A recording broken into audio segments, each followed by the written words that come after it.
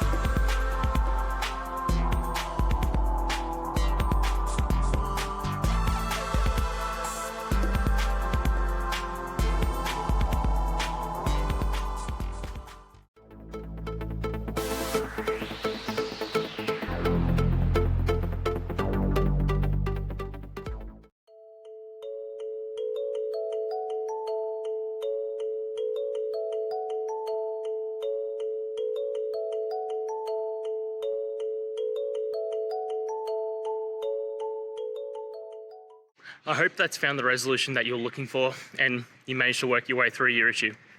Please, if it did help, hit subscribe. I'd really appreciate it. And until the next technical time you need help, have a good one.